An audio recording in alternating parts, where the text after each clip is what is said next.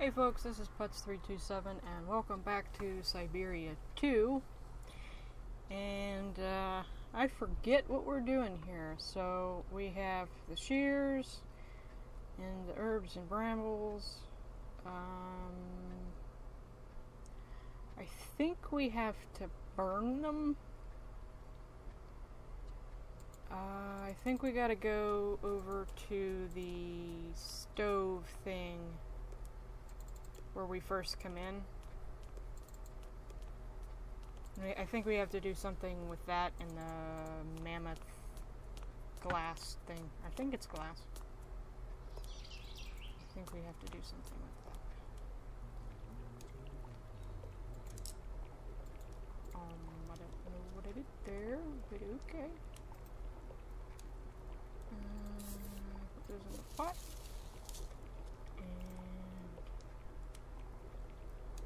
put the coins somewhere. Maybe. I don't know. No. I'm not put the coin anywhere. Box of matches. Nope. We don't do anything with that. Okay. I need something else to activate it. Obviously.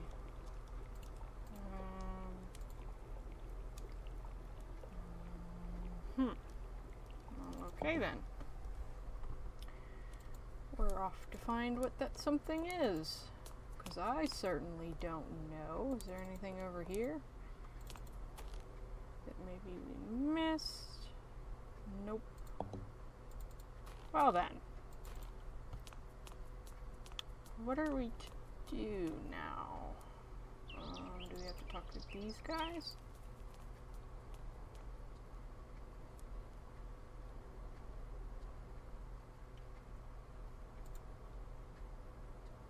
I guess not, because nothing's happening. Alrighty then. Well, let's go back in here. Maybe we have to read something or do something. I don't know. I'm just speculating. Does the small key fit in there? I think I tried this already. No, the small key does not fit in there. Okay, so what else do we need?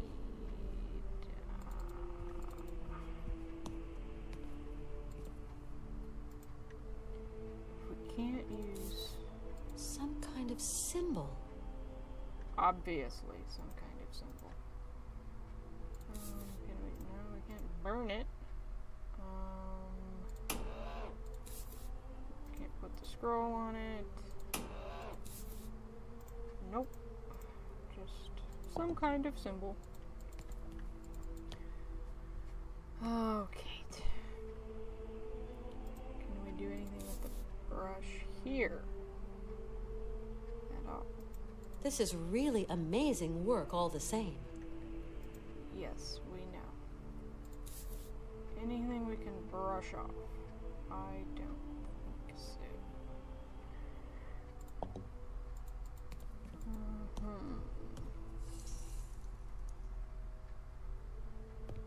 We got this guy again. Hello, Father. Hello, my child. I don't think Hans is delusional when he tells me that this mysterious monk can help him. He's very lucid.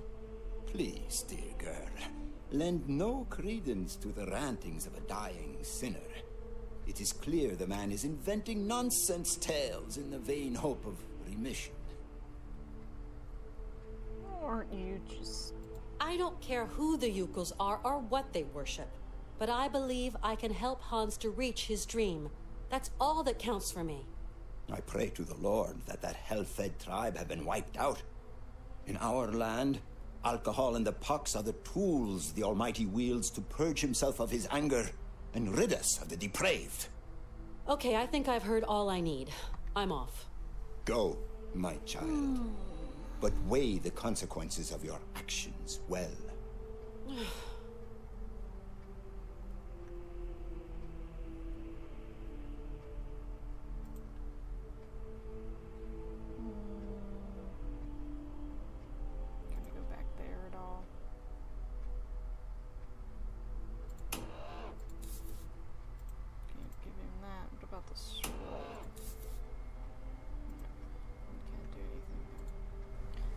Okay, sorry for the jump cut, but I had to go look up a walkthrough, and I apologize for doing that, but I never would have thought of this. Have to find a library of some sort, which is not this place, I don't think. Come on. Where's the library at? It's gotta be over here somewhere, I think.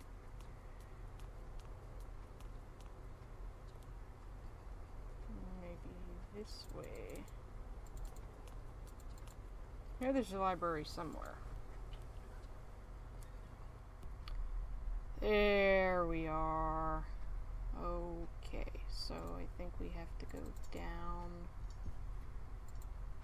Maybe? Can we go down? Yeah.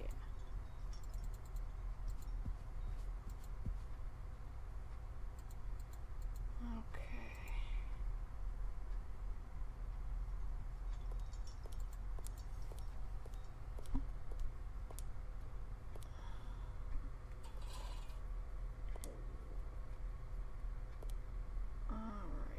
So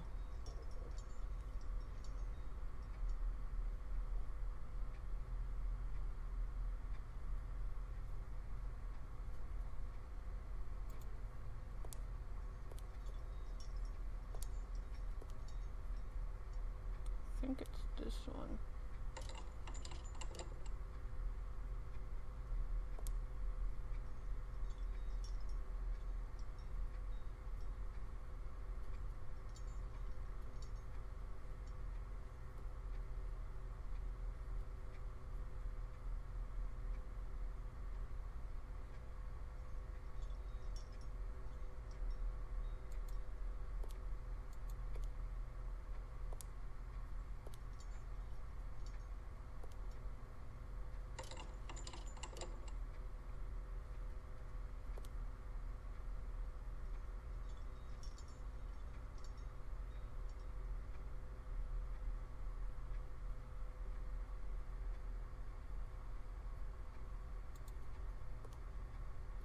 I think I messed this up already.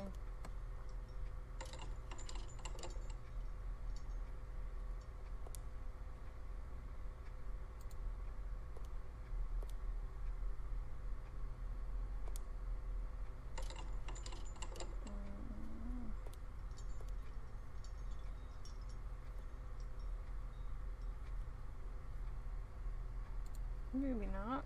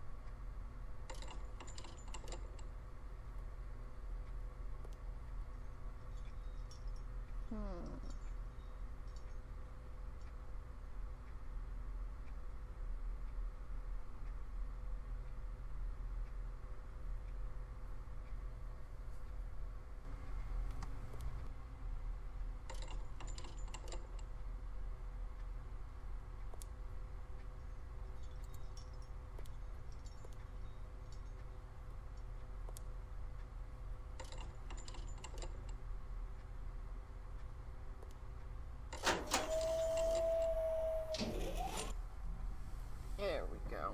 I had to go back and look at the painting on the wall.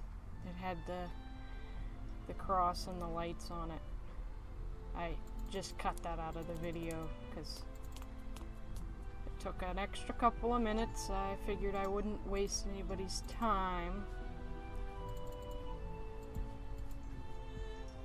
But now we can move forward.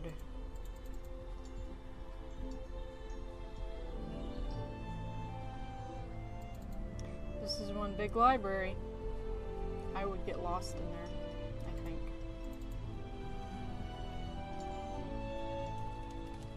Oh, wow. Okay, so think we have to put the mammoth thing in here. There we go. The eye.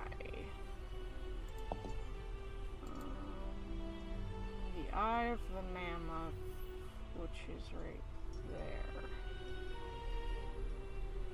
Alright, well, where's that in relation to the map?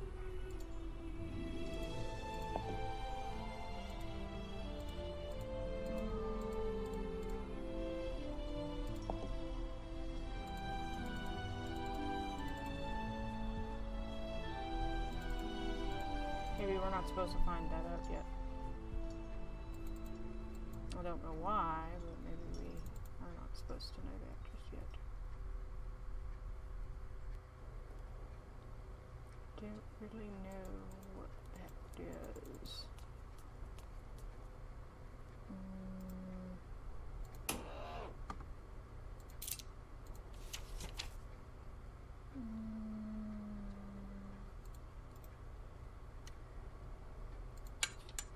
Okay.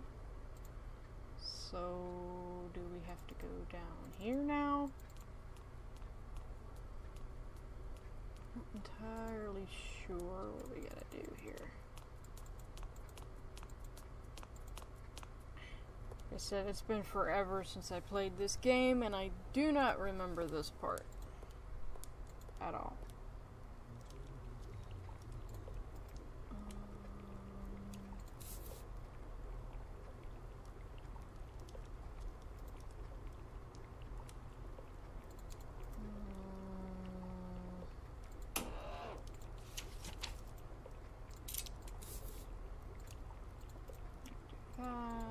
Can't do this, can't really do anything. I need something else to activate it. Yes, we know. Okay. Pardon, I am going to look at the walkthrough again because this is going to drive me crazy. Okay, sorry about that. I did look at the walkthrough again and had to find out what to do.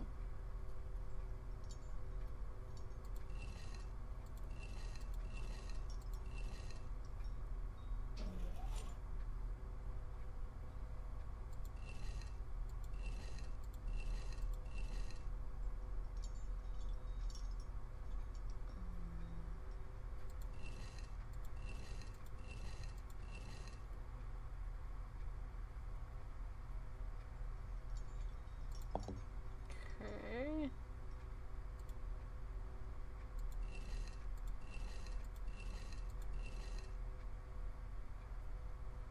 Hello.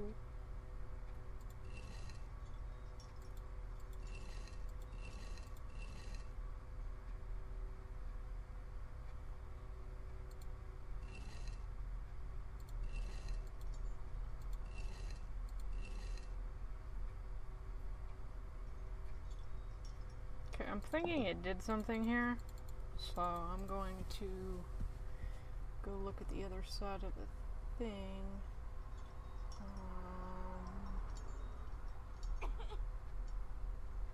Jeez, Kate.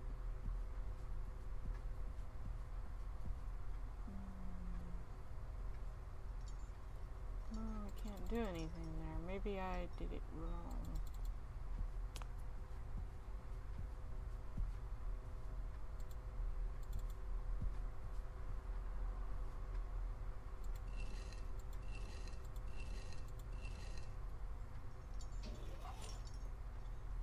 Ah, okay. Yeah, I did do it wrong. Okay. Here we go. We have to go over here. Forgive me for that. Ta-da! Okay. So, what do we got here? Alexei Chukhanov, I think that's his name, notes and sketches from the frozen north. April 15th, 1947. I loaded my bags and provisions into a sled pulled by several sturdy, healthy beasts and left the Romansburg Monastery, heading northwards in search of the mysterious peoples inhabiting the vast, desolate wastes of the Siberian tundra. My superiors had conferred on me the mission of evangelizing those pagan tribes from their heathen shamanic beliefs. I traveled under an assumed identity, that of a lowly trapper. I had to be wary of the agents of the state and the military, for whom any religious activity is suspect. They, for their part, traveled the length and breadth of eastern Syberia, trying to convince the villagers of the debatable benefits of collectivism. It took me several weeks to accustom myself to the unfamiliar harness. I found no dogs in Romansburg and had to make do with Yukis purchased from a hunter. The Yuki is related to both seals and dogs. In the wild, the Yuki lives on riverbanks. It is an easy capture for the trapper, as its gluttony is well documented. In winter, it gorges itself on orange salmon, a prey that often has to share in the wild with the fierce Siberian bear, another creature very partial to the fish. Well, the Yukis are kind of cute. Once tamed, the Yuki is an affectionate but whimsical animal. It resists all forms of disciplined training, and only if there are no dogs available is used to pull sleds. Certain Arctic peoples, however, seem to have better mastered the secret of their domestication, and the Yuki is central to their daily activities. Of all the peoples who inhabit these god-forsaken regions, I find the Yukols the most fascinating. Perhaps that is why I headed for those regions where I was most likely to encounter them. The journey was long and dangerous. It wasn't until October 27, 1947, that for the first time I made contact with the Yukols. I spent long months living among them. I come to know them and understand them for who they are. I soon abandoned any notion of converting them. I applied myself instead to the study of their mores and customs. I think that's what that word is. It's hard to read. Yukol religious mask, representing the soul messenger who guides the dying to the other world. The Yukols are fearful of him. So little is known about the Yukols. Less is known of any inhabitant of the frozen north. Today they live far, far away in the farthermost tip of the Siberian tundra. Because of their remoteness and their inhospitable climate, the Yukols have remained small in number, overlooked by the scientific community and the Soviet governmental machine. The only documents available before my departure were several drawings, notes, and photographs taken 100 years ago by a Russian explorer, Marie Bodranov. It is to her we owe what little is of the Yukol people and its culture. The Yukols hark back to the last ice age. Curiously, traces of their presence have been found in Western Europe, more precisely in the heart of the French Alps and prehistoric caves of Vallée de l'Aisne. This suggests that over centuries they undertook a long migration toward the extreme north of the globe. The sacred something. This bird is often inseparable from the Yukol shaman. It seems to be considered in turns as his friend, representative, and even as his incarnation. Yukol shaman's kind of creepy. Lemmings congregate on the open plains of Syberia. They feed on grains and small fruit that they store in the holes. They store in their holes to face the scarcity of winter months ahead. Lemmings dig deep tunnels in the ice to escape their predators. The hunters they most fear are harfangs, who seem to find lemmings something of a delicacy. On several occasions during my journey, I encountered traces of Yukol's society far to the west of the areas we know today. Along forest trails, I discovered small piles of carefully piled stones, altars on which Yukol hunters made ritual offerings to one of their pagan gods. We know the reason for the Yukol's long migration. Their domestic economy was, it seems, directly linked to the mammoth. They used the mammoth for both transport and as beasts of burden, for meat, skin, fat, and ivory. It is beyond doubt that we are dealing with a genuine case of symbiosis between man and animal. Mammoths were forced north by changing climatic conditions, and the Yukols followed. Some prehistoric cave drawings identified as being of Yukol origin have led the scientific community to conjecture that at one time the Yukols realized the incredible achievement of domesticating mammoths. They are, to our knowledge, the only prehistoric people to have represented a man astride a mammoth. Yukol life was thus intimately linked to that of the pachyderms. They used their hides for clothing and to build roofs, walls, and houses. They used their tusks to construct the frameworks of their dwellings and for weapons, tools, and jewelry. Curiously, the disappearance of the mammoth 12,000 years ago had no immediate impact of the Yukol's way of life. It seems that they were able to retain the strong link that tied them to mammoths throughout millennia. As incredible as it might seem, Yukols still feed on mammoth meat today and use mammoth hide for clothing and to roof their dwellings. Their craftsmanship of mammoth ivory is altogether remarkable. It appears that the Yukols have managed to retain their ancestral habits by using, over the years, many frozen mammoth bodies that are perfectly preserved in frozen Siberian wastes. They are said to have lived off this enormous pantry for more than 30 centuries. To do this, they have hollowed out a vast network of caves in the frozen ground. According to the intrepid explorer Marie Bojanoff, Yukol civilization is now underground. Specialists in the paleontology department at St. Petersburg have never credited Yukol myths and legends. However, the legend of the Siberian ice arc is typical of such folklore. It has been considered a fable by the shaman in the evening to ward off the boredom of the long Siberian winter months.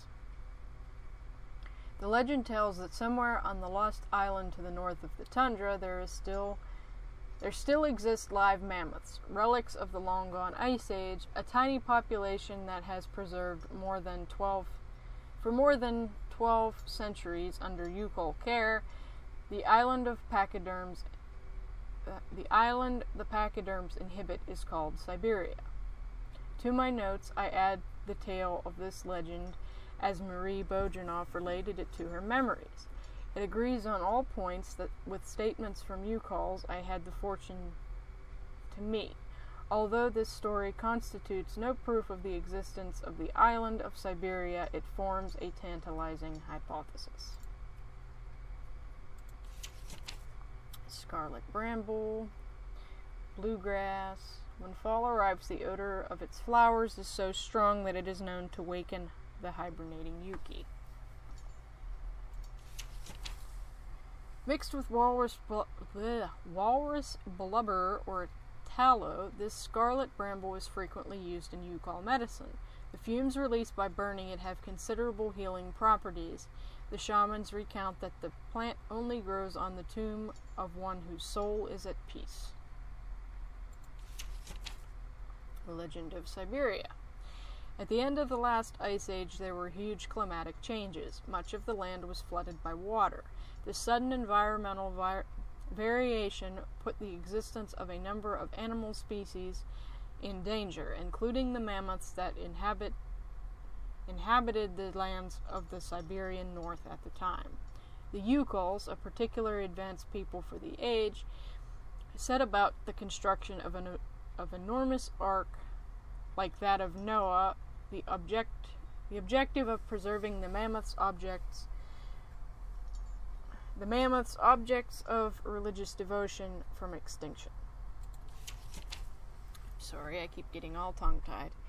The enormous craft was entirely constructed of mammoth tusks and was loaded with a small herd of beasts and huge quantities of fur. The fate of the ship was entrusted to several particularly courageous members of the Yukol clan. Their mission was to lead the animals toward more welcoming climes, such as once such lands were discovered, it was agreed that they would unload the animals and then come back to spread the tidings of their good fortune. It wasn't until 10 years later that the Ark returned to its starting place.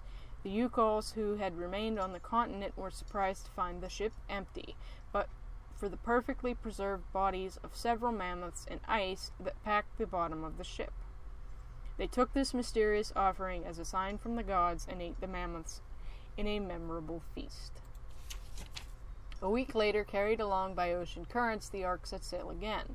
Once more it returned 10 years later with more frozen mammoths on board. The phenomenon continued for millennia. Every 10 years the Ark would reappear, each time filled with immaculately preserved mammoths. The Yukols interpreted the phenomenon as the act of benevolence on part of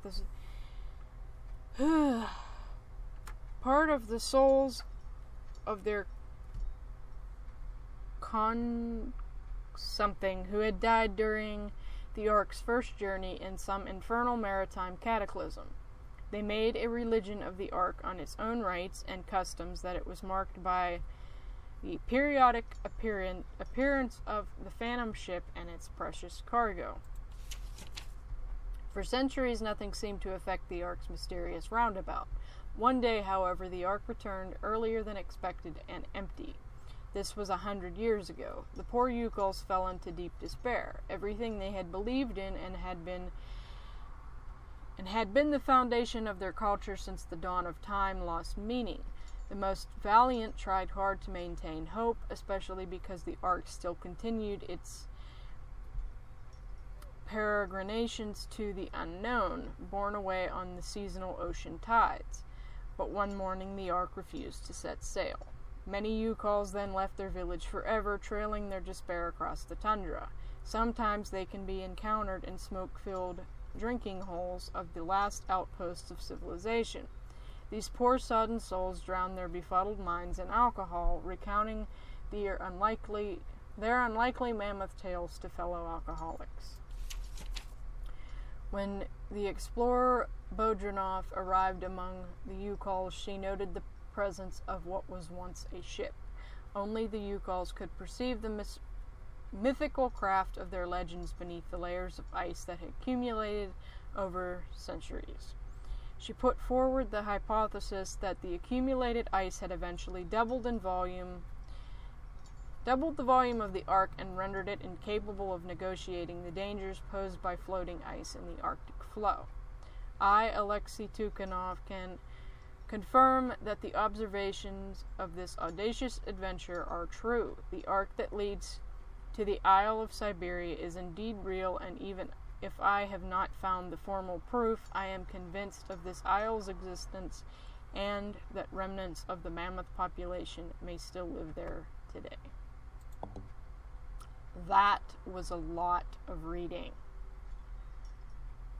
A lot of reading. Alright, so I guess we have to now find... I didn't want to do that. We have to find this...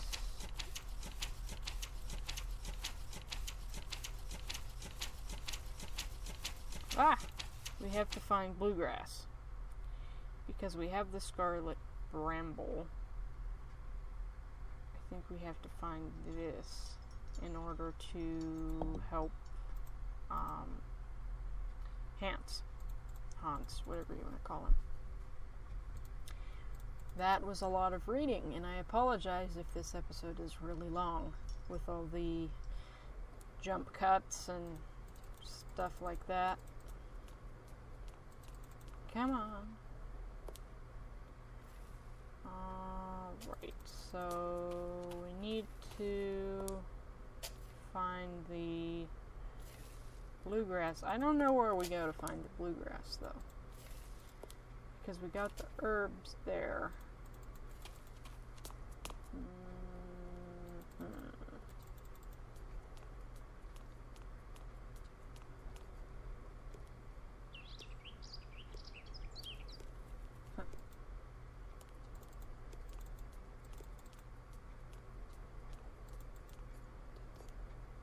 I don't think we're going to find it in the chapel. But to find the bluegrass thing, I will do so in the next video. Thank you so much for watching, and if you liked it, give the like button a slap. Tell me what you thought in the comments below. Don't forget to subscribe, and I will see you next time in the next video. See ya!